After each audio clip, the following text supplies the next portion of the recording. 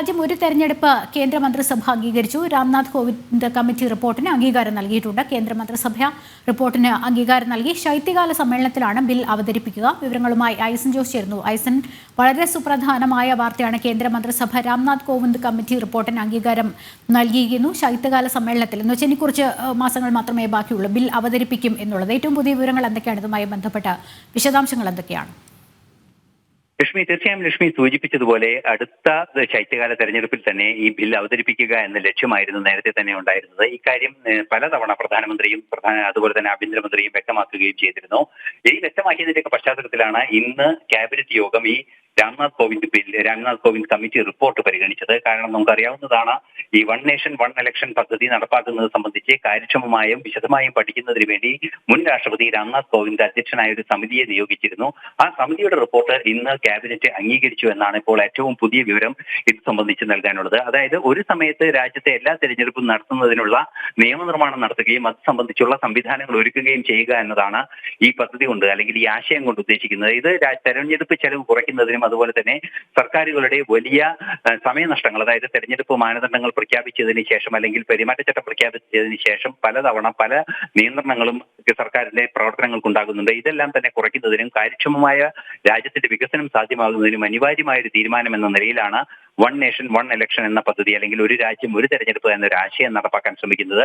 ഈ ആശയം സംബന്ധിച്ച് രാംനാഥ് കോവിന്ദിന്റെ നിർദ്ദേശങ്ങൾ അടങ്ങുന്ന റിപ്പോർട്ട് ഇന്ന് ക്യാബിനറ്റിന് അംഗീകാരം നൽകിയിരിക്കുന്നു. ഈ ശൈത്യകാല സമ്മേളനത്തിൽ തന്നെ ഇത് പാർലമെന്റിൽ അവതരിപ്പിച്ച് പാസ്സാകുന്ന പക്ഷം ഈ രാജ്യത്ത് വിപ്ലവകരമായ ഒരു മാറ്റം തെരഞ്ഞെടുപ്പിന് ശേഷം, അതായത് തെരഞ്ഞെടുപ്പ് സംബന്ധിച്ച് ഉണ്ടാവുകയും 1952 ആദ്യ തെരഞ്ഞെടുപ്പിന് ശേഷം ഉണ്ടാകുന്ന അല്ലെങ്കിൽ ഭാരതമുണ്ടെന്ന രാജ്യം ഉണ്ടായതിനു ശേഷമുള്ള ഏറ്റവും സുപ്രധാനമായ തെരഞ്ഞെടുപ്പ് നീക്കമായി അല്ലെങ്കിൽ തെരഞ്ഞെടുപ്പ് പരിഷ്കരണമായി തന്നെ വ്യാഖ്യാനിക്കാവുന്ന ഒരു നീക്കത്തിനാണ് ഇപ്പോൾ തുടക്കമായിരിക്കുന്നത്.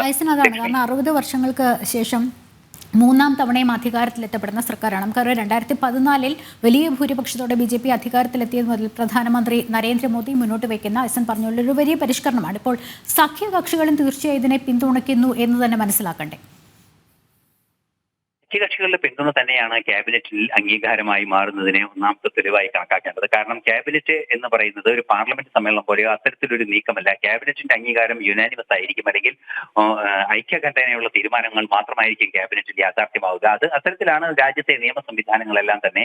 ക്യാബിനറ്റിൽ എതിർപ്പുണ്ടാകുന്ന ഒരു വിഷയം സാധാരണഗതിയിൽ അത് ക്യാബിനറ്റിന് അംഗീകാരം ലഭിക്കാത്തൊരു സാഹചര്യം ലഭിക്കാത്ത രീതിയിലുള്ള നിയമ സംവിധാനമാണ് ഇപ്പോൾ ഉള്ളത്. എതിർപ്പുകളോടെ ക്യാബിനറ്റിന്റെ അംഗീകാരം നൽകാൻ സാധ്യമല്ല എന്നതുകൊണ്ട് തന്നെ ക്യാബിനറ്റിന്റെ പൂർണ്ണമായ അംഗീകാരം ലഭിച്ചിരിക്കുന്നു എന്ന് മനസ്സിലാക്കുമ്പോൾ നമുക്ക് അറിയാവുന്നത് സഖ്യകക്ഷികളുടെ പിന്തുണ അതിനുണ്ട് എന്നത് തന്നെയാണ്. നേരത്തെ തന്നെ സഖ്യകക്ഷികൾ ഇത്തരത്തിലുള്ള നിലപാടുകൾ തങ്ങളുടെ പാർലമെന്ററി യോഗത്തിലെല്ലാം തന്നെ അറിയിക്കുകയും അവതരിപ്പിക്കുകയും ചെയ്തിരുന്നു. രാംനാഥ് കോവിന്ദ് റിപ്പോർട്ടിനെ സംബന്ധിച്ച കൂടുതൽ വിശദാംശങ്ങളും പഠനങ്ങളും വരുന്ന ഒരു പശ്ചാത്തലത്തിൽ കൂടിയായതിനാൽ തന്നെ അത് സംബന്ധിച്ച് വലിയ വാർത്തകളൊന്നും ഉണ്ടായിരുന്നില്ല എന്നതാണ് മനസ്സിലാക്കാൻ സാധിക്കുന്നത്. നിലവിലെ സാഹചര്യത്തിൽ വൺ നേഷൻ വൺ ഇലക്ഷൻ അഥവാ ഒരു രാജ്യം ഒരു തെരഞ്ഞെടുപ്പ് എന്ന മഹത്തായ തെരഞ്ഞെടുപ്പ് പരിഷ്കരണത്തിലേക്ക് രാജ്യം നീങ്ങുന്നു എന്നതിന് ഏറ്റവും വലിയ തെളിവായി തന്നെ രാംനാഥ് കമ്മിറ്റി റിപ്പോർട്ട് അംഗീകരിച്ചതിന്റെ ഭാഗമായി നമുക്ക് കണക്കാക്കാൻ സാധിക്കുന്നു. തീർച്ചയായും സഖ്യകക്ഷികൾ ഉൾപ്പെടെ ഇതിന് ശക്തമായ പിന്തുണ നൽകിയിട്ടുണ്ട് എന്ന് തന്നെയാണ് ക്യാബിനറ്റിന്റെ അംഗീകാരത്തിൽ നിന്ന് മാത്രം നമുക്ക് വായിച്ചെടുക്കാവുന്നത്. നേരത്തെ തന്നെ സഖ്യകക്ഷികൾ ഇക്കാര്യത്തിൽ അനുകൂല നിലപാട് അറിയിച്ച വാർത്തകളും പുറത്തു വരികയും ചെയ്തിരുന്നു. കേന്ദ്രമന്ത്രിസഭ ഇതിന് അംഗീകാരം നൽകിയിരിക്കുകയാണ്.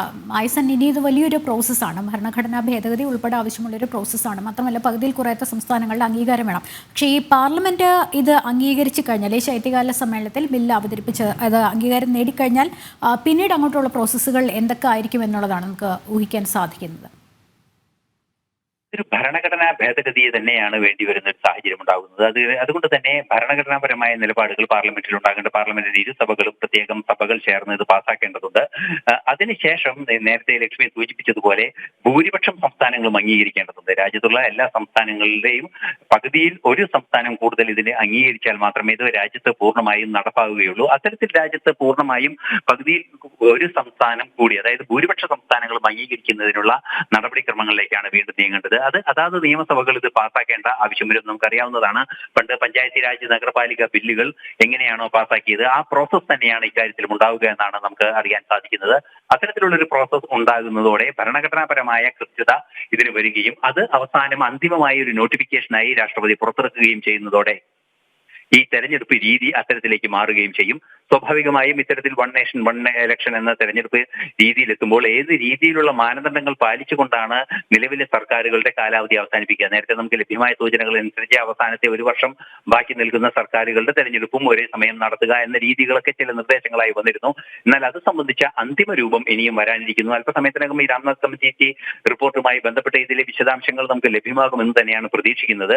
അങ്ങനെയെങ്കിൽ കാര്യക്ഷമമായതും അതുപോലെ തന്നെ സമഗ്രമായതും ദീർഘവീക്ഷണത്തോടു കൂടിയുമുള്ള ഒരു തെരഞ്ഞെടുപ്പ് സംവിധാനമാണ് അല്ലെങ്കിൽ ഒരു തെരഞ്ഞെടുപ്പ് പരിഷ്കരണമാണ് രാജ്യത്ത് നടക്കാൻ പോകുന്നത് അല്ലെങ്കിൽ യാഥാർത്ഥ്യമാക്കാൻ പോകുന്നത് എന്നതാണ് നിലവിലെ സാഹചര്യങ്ങളിൽ നമുക്ക് മനസ്സിലാക്കാൻ സാധിക്കുന്നത്. ഇനി ഈ രാംനാഥ് കോവിന്ദ് കമ്മിറ്റി റിപ്പോർട്ട് അതിന് അംഗീകാരം നൽകിയ സാഹചര്യത്തിൽ ഐസൻ പറഞ്ഞ പോലെയാണ് അതിന്റെ വിശദാംശങ്ങളിലെ പുറത്തു വരാൻ ഇരിക്കുന്നതേ ഉള്ളൂ. എങ്കിലും ഈ ഒറ്റ തെരഞ്ഞെടുപ്പ് നടപ്പാക്കുന്നതിനെ കുറിച്ച് പഠിച്ച ഈ സമിതി എന്തെല്ലാം ഭേദഗതികളാണ് മുന്നോട്ട് വെച്ചത് എന്നുള്ളതിനെ കുറിച്ച് സൂചനകളുണ്ടോ? അത്തരത്തിൽ നിലവിൽ നമുക്ക് ലഭ്യമായ സൂചനകളിൽ പ്രധാനമായത് അവസാനത്തെ ഒരു വർഷം അത് സംബന്ധിച്ചൊരു വിശദീകരണം ഇനിയും വരേണ്ടതുണ്ട്. അത് കൃത്യമാർന്ന ഒരു തീരുമാനമാണോ കൃത്യതയാർന്ന ഒരു തീരുമാനമാണോ എന്ന് സംബന്ധിച്ചെല്ലാം തന്നെ രാംനാഥ് കമ്മിറ്റി റിപ്പോർട്ട് ഏത് രീതിയിലാണ് സർക്കാരിന് വിവരങ്ങൾ നൽകിയിട്ടുള്ളത് എന്നെല്ലാം തന്നെ പാർലമെന്റിൽ മാത്രമായിരിക്കും കൃത്യമായി ലഭ്യമാക്കുക. നമുക്കറിയാവുന്നതാണ് അത്തരം തീരുമാനങ്ങളെല്ലാം തന്നെ ആദ്യമായി അറിയാനുള്ള അവകാശം പാർലമെന്റിനാണുള്ളത്, പാർലമെന്റ് അംഗങ്ങൾക്കാണുള്ളത് എന്നതുകൊണ്ട് തന്നെ ഇതൊന്നും പുറത്തു നൽകുന്ന സാഹചര്യം വളരെ കുറവായിരിക്കും. എന്ത് തന്നെയായാലും നമുക്ക് ലഭ്യമാകുന്ന വിവരങ്ങൾ അനുസരിച്ച് പഠനത്തിന്റെ ഇതുമായി ബന്ധപ്പെട്ട പഠനങ്ങളും തെളിവെടുപ്പ് പോലുള്ള പ്രോസസ്സുകളും നടക്കുന്ന പശ്ചാത്തലത്തിൽ രാംനാഥ് കോവിന്ദിന്റെ ഭാഗത്തു നിന്ന് തന്നെ അല്ലെങ്കിൽ ആ കമ്മിറ്റിയുടെ ഭാഗത്തു നിന്ന് തന്നെ ലഭ്യമായ വിവരങ്ങളെ പരിശോധിക്കുമ്പോൾ നമുക്ക് മനസ്സിലാക്കാൻ സാധിക്കുന്നത് ഏത് സംസ്ഥാനത്തെ തെരഞ്ഞെടുപ്പാണോ അവസാനത്തെ ഒരു വർഷം, അതായത് ദേശീയ തെരഞ്ഞെടുപ്പ് നടക്കുന്നതിന് ഒരു വർഷത്തിനുള്ളിൽ അടുത്ത സംസ്ഥാനങ്ങളുടെ തെരഞ്ഞെടുപ്പ് നടക്കുകയാണെങ്കിൽ ആ സംസ്ഥാനങ്ങളുടെ കൂടി തെരഞ്ഞെടുപ്പ് നോട്ടിഫൈ ചെയ്യുന്നതിന് വേണ്ടി അല്ലെങ്കിൽ തെരഞ്ഞെടുപ്പിനെ വിജ്ഞാപനം പുറപ്പെടുവിക്കുന്നതിനുള്ള അധികാരം തെരഞ്ഞെടുപ്പ് കമ്മീഷന് ലഭ്യമാകുന്നതാണ്. സ്വാഭാവികമായും അത് പല സംസ്ഥാന സർക്കാരുകളുടെയും ടെന്യൂർ കുറയ്ക്കുകയും അല്ലെങ്കിൽ കൂട്ടുകയും ചെയ്യുന്ന സാഹചര്യം ഉണ്ടാകും. അത്തരത്തിലുള്ള പ്രശ്നങ്ങൾ എങ്ങനെ അഭിസംബോധന ചെയ്യുന്നു എന്നെല്ലാം തന്നെ ഈ റിപ്പോർട്ടിലെ വിശദാംശങ്ങൾ പഠിച്ചതിന് ശേഷം മാത്രമേ മനസ്സിലാക്കാൻ സാധിക്കുകയുള്ളൂ. എന്ന് തന്നെയായാലും നിലവിലെ സാഹചര്യത്തിൽ തെരഞ്ഞെടുപ്പ് ഒന്നായി നടത്തുമ്പോൾ വൻതോതിലുള്ള ലാഭം, അതായത് തെരഞ്ഞെടുപ്പ് ചെലവ്, ഇലക്ഷൻ എക്സ്പെൻഡിച്ചറിൽ വലിയൊരു നേട്ടം ഉണ്ടാക്കാൻ സാധിക്കുന്നുണ്ട്. അത്തരത്തിൽ തെരഞ്ഞെടുപ്പുകൾ കേരളത്തിൽ 87 മറ്റും 91 മറ്റും നടക്കുകയും ചെയ്തിട്ടുണ്ട്. അത്തരത്തിൽ ഒരേ സമയം നിയമസഭാ തെരഞ്ഞെടുപ്പും പാർലമെന്റ് തെരഞ്ഞെടുപ്പും നടക്കുമ്പോൾ താരതമ്യേന വലിയ ബൃഹത്തായ ചെലവുകളോ മനുഷ്യാധ്വാനമോ കുറയ്ക്കാൻ സാധിക്കുമെന്നത് ഒരു പ്രധാന നേട്ടം തന്നെയാണ്. ആ ഒരു പശ്ചാത്തലത്തിൽ കൂടിയാണ് ഈ വിഷയം നടപ്പാക്കണമെന്ന ആവശ്യം മുന്നോട്ട് വെക്കുന്നത്. നമുക്കറിയാവുന്നതാണ്, ലോകത്തെ ഏറ്റവും വലിയ ജനസംഖ്യയുള്ള രാജ്യമായതുകൊണ്ട് തന്നെ വലിയൊരു വോട്ടിംഗ് വോട്ടർമാരുള്ള വലിയൊരു സംഖ്യ വോട്ടർമാരുള്ള ഒരു രാജ്യമായതുകൊണ്ട് തന്നെ അത്തരത്തിലൊരു രാജ്യത്ത് പലതരത്തിൽ തെരഞ്ഞെടുപ്പുകൾ നടക്കുന്നത് അല്ലെങ്കിൽ എല്ലാ വർഷവും അല്ലെങ്കിൽ 2 വർഷം കൂടുമ്പോൾ തെരഞ്ഞെടുപ്പ് നടക്കുന്ന ഒരു സാഹചര്യം ഉണ്ടാകുന്നത് ഏറെ മനുഷ്യാധ്വാനവും അതുപോലെ തന്നെ പണച്ചെലവുമുള്ള ഒരു പ്രോസസ്സാണ്. ആ പ്രോസസ് നിലനിൽക്കുന്ന ഒരു പശ്ചാത്തലത്തിലാണ് ഇത്തരത്തിലുള്ള പരിഷ്കാരങ്ങൾ അനിവാര്യമെന്ന നിലപാട് നേരത്തെ തന്നെ മുന്നോട്ട് വയ്ക്കുകയും ചെയ്യപ്പെട്ടത്. ഇത്തരത്തിലുള്ള നിലപാടുകളെ കുറിച്ച് കൃത്യമായ ആ ആശയത്തെക്കുറിച്ച് പഠിക്കുന്നതിനാണ് മുൻ രാഷ്ട്രപതി അധ്യക്ഷനായ കമ്മിറ്റിയെ നിയോഗിക്കുന്നതും കമ്മിറ്റിയുടെ റെക്കമെൻഡേഷൻ ഇന്ന് കേന്ദ്രമന്ത്രിസഭ അംഗീകാരം നൽകുകയും ചെയ്തിരിക്കുന്നത്. ഈ ടെന്യൂറിൽ തന്നെ, അതായത് പ്രധാനമന്ത്രിയും അമിത്ഷായും ഇന്നലെയും ഈ അടുത്ത ദിവസങ്ങളിലുമായി വ്യക്തമാക്കിയത് ഈ സർക്കാരിന്റെ ടെന്യൂറിൽ കാലാവധിയിൽ തന്നെ വൺ നേഷൻ വൺ ഇലക്ഷൻ അല്ലെങ്കിൽ ഒരു രാജ്യം ഒരു തെരഞ്ഞെടുപ്പ് പദ്ധതി നടപ്പാക്കുമെന്ന നിലപാട് തന്നെയാണ്. ആ നീക്കത്തിലേക്ക് തന്നെ കാര്യങ്ങൾ പോകുന്നു എന്നാണ് മനസ്സിലാക്കാൻ സാധിക്കുന്നത്. 100 ദിവസത്തിന് ശേഷം സർക്കാരിന്റെ വികസന പദ്ധതികൾ സംബന്ധിച്ച ഒരു വിശദാംശങ്ങൾ സംബന്ധിച്ച വാർത്താ സമ്മേളനം ഇന്നലെ നടത്തുമ്പോഴും അമിത്ഷാ ഇക്കാര്യം ആവർത്തിക്കുകയും ചെയ്തു. ഇതിന്റെ കൂടി പശ്ചാത്തലത്തിൽ പരിശോധിക്കുമ്പോഴാണ് ഈ 5 വർഷത്തിനുള്ളിൽ തന്നെ ഈ ഒരു തെരഞ്ഞെടുപ്പ് രീതിയിലേക്ക് രാജ്യം പോകുമെന്ന പ്രതീക്ഷ നൽകുകയും ചെയ്യുന്നത്. തീർച്ചയായും ഐസൻ പറഞ്ഞ പോലെയാണ് ഈ സർക്കാരിന്റെ കാലയളവിൽ തന്നെ ഇത് നടപ്പാക്കുമെന്ന് പറയുമ്പോൾ നമുക്കറിയാം തെരഞ്ഞെടുപ്പിന് മുൻപ് തന്നെ ഈ ആദ്യ 100 ദിവസത്തേക്കുള്ള കൃത്യമായ കർമ്മ പദ്ധതികൾ തയ്യാറാക്കാൻ തെരഞ്ഞെടുപ്പിന് മുൻപ് തന്നെ പ്രധാനമന്ത്രി നരേന്ദ്രമോദി ഉദ്യോഗസ്ഥരുടെ നിർദ്ദേശം നൽകിയിരുന്നു എന്നുള്ളതൊക്കെ ഈ ഒരു വിജയത്തിന് ശേഷം ഈ മോദി 3.0 സർക്കാർ ചുമതല ഏറ്റെടുത്തതിന് ശേഷം വന്നിരുന്നു. അതുകൊണ്ട് തന്നെ കൃത്യമായ തീരുമാനങ്ങളാണ്, കൃത്യമായ ചുവടുവയ്പ്പുകളാണ് എന്നുള്ളതാണ്. അതുകൊണ്ട് തന്നെയാണ് ഇപ്പോൾ ഈ ആദ്യ 100 ദിനങ്ങൾ പൂർത്തിയാക്കിയ സാഹചര്യത്തിലെടുത്ത സുപ്രധാനമായ തീരുമാനങ്ങളിലൊന്ന് ഈ ഒറ്റ തെരഞ്ഞെടുപ്പ് കൂടിയായത്. തീർച്ചയായും അതിനുശേഷം വന്ന പ്രധാനമായ തീരുമാനങ്ങൾ, അതായത് ഒരു പരിധിവരെ 100 ദിവസത്തിനുള്ളിൽ തന്നെ ഇക്കാര്യത്തിൽ തീരുമാനം ഉണ്ടായിരിക്കണം. അതിന്റെ ബന്ധപ്പെട്ട കമ്മിറ്റികളുടെ പഠനവും അതുപോലെ തന്നെ വ്യക്തമായ നിരീക്ഷണങ്ങൾ ഉണ്ടായതിനു ശേഷമായിരിക്കും ഇത് ക്യാബിനറ്റിൽ ടേബിൾ ചെയ്യുക അല്ലെങ്കിൽ ക്യാബിനറ്റിന്റെ മുന്നിൽ വരിക എന്നതൊരു യാഥാർത്ഥ്യം തന്നെയാണ്. അതുകൊണ്ട് തന്നെ സർക്കാരിന്റെ 100 ദിന കർമ്മ പദ്ധതിയിൽ ഉൾപ്പെടുത്താം സാങ്കേതികമായി എന്ന് തന്നെയാണ് നമുക്ക് വായിച്ചെടുക്കാൻ സാധിക്കുന്നത്. എന്നാൽ സർക്കാർ തങ്ങളുടെ 100 ദിന പദ്ധതിയിൽ ഇക്കാര്യം ഉൾപ്പെടുത്തിയതായി ഔദ്യോഗികമായി അറിയിക്കുകയൊന്നും ചെയ്തില്ല എങ്കിൽ കൂടി ഇത് സംബന്ധിച്ച കൃത്യമായ ചോദ്യങ്ങൾക്ക് ഈ അടുത്ത ദിവസങ്ങൾ ദിവസങ്ങളിലായി, അതായത് 2-3 ദിവസങ്ങൾ, ഒരാഴ്ചയ്ക്കുള്ളിൽ തന്നെ പ്രധാനമന്ത്രിയും അതുപോലെ തന്നെ ആഭ്യന്തരമന്ത്രിയും പ്രതികരിക്കുന്ന സാഹചര്യം ഉണ്ടായിരുന്നു. നിരവധി നേതാക്കളെല്ലാം തന്നെ പ്രതികരിക്കുകയും ചെയ്തിരുന്നു. ഈ പ്രതികരിച്ചതിന്റെ എല്ലാം തന്നെ പശ്ചാത്തലത്തിൽ കൂടി വായിക്കുമ്പോഴാണ് ഈ സർക്കാരിന്റെ കാലാവധിയിൽ തന്നെ ഇത് നടപ്പാക്കാനുള്ള സാധ്യത, അല്ലെങ്കിൽ നടപ്പാക്കുമെന്ന ഒരു ഉറപ്പ് കേന്ദ്ര സർക്കാർ നൽകുകയും ചെയ്തിരുന്നത്. ആ ഉറപ്പ് ഇന്നലെ കൂടി ആവർത്തിച്ച ആ ഉറപ്പ് നടപ്പാവുകയാണ് ഇപ്പോൾ എന്നാണ് മനസ്സിലാക്കാൻ സാധിക്കുന്നത്. അത് നടപ്പാകുന്നതിന്റെ ആദ്യഘട്ടം ഏത് ബില്ലായാലും ഏത് ഭരണപരിഷ്കാരമായാലും അത് ക്യാബിനറ്റിന്റെ അംഗീകാരത്തിന് ശേഷമാണ് പാർലമെന്റിൽ സമർപ്പിക്കുക.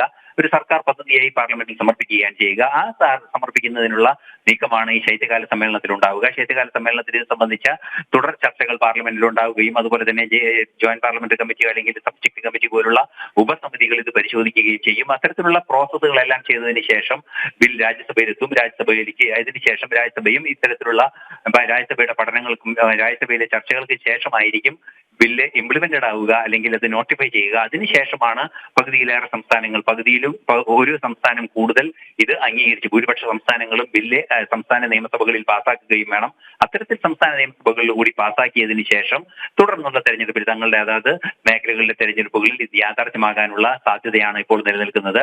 നമുക്കറിയാവുന്നതാണ്, ഭരണഘടനാ ഭേദഗതി ഉൾപ്പെടെയുള്ള നീക്കങ്ങൾ അനിവാര്യമായ ഒരു സംവിധാനമായതിനാൽ തന്നെ ഒരു ഹെർക്കുലീസ് ടാസ്ക് ആണ് നടക്കുന്നത്. എങ്കിലും പ്രതീക്ഷ നൽകുന്നത് അമിത്ഷായുടെയും പ്രധാനമന്ത്രി നരേന്ദ്രമോദിയുടെയും വാക്കുകൾ തന്നെയാണ്. ഈ സർക്കാരിന്റെ കാലഘട്ടത്തിൽ തന്നെ ഇത് നടപ്പാകുമെന്ന വാഗ്ദാനമാണ് നൽകുന്നത്. അങ്ങനെയെങ്കിൽ അടുത്ത തെരഞ്ഞെടുപ്പ്, നാലാമത്തെ ഈ സർക്കാരിന്റെ കാലാവധി കഴിഞ്ഞുള്ള അടുത്ത 2029 തെരഞ്ഞെടുപ്പിൽ അല്ലെങ്കിൽ 2029 തെരഞ്ഞെടുപ്പിൽ നടക്കാൻ പോകുന്ന ഒരു രീതി ഒരു പക്ഷേ ഇത്തരത്തിലുള്ള തെരഞ്ഞെടുപ്പ് ആയിരിക്കാം എന്ന പ്രതീക്ഷയും ഇപ്പോൾ നിലനിൽക്കുന്നുണ്ട്. എന്നാൽ അത് പാർലമെന്റിലെ ചർച്ചകൾക്ക് ശേഷം മാത്രമേ അത് സംബന്ധിച്ച യഥാർത്ഥ ചിത്രം നമുക്ക് ലഭ്യമാവുകയുള്ളൂ. ഒരു രാജ്യം ഒരു തെരഞ്ഞെടുപ്പ് കേന്ദ്ര മന്ത്രിസഭ അംഗീകരിച്ചിരിക്കുന്നു. രാംനാഥ് കോവിന്ദ് കമ്മിറ്റി റിപ്പോർട്ടിന് അംഗീകാരം നൽകിയിരിക്കുകയാണ് കേന്ദ്ര മന്ത്രിസഭ. ഈ ശൈത്യകാല സമ്മേളനത്തിൽ ബിൽ അവതരിപ്പിക്കും എന്നുള്ള സൂചനകളാണ് ലഭിക്കുന്നത്. ഐസനാണ് വിവരങ്ങൾ നൽകിക്കൊണ്ടിരുന്നത്.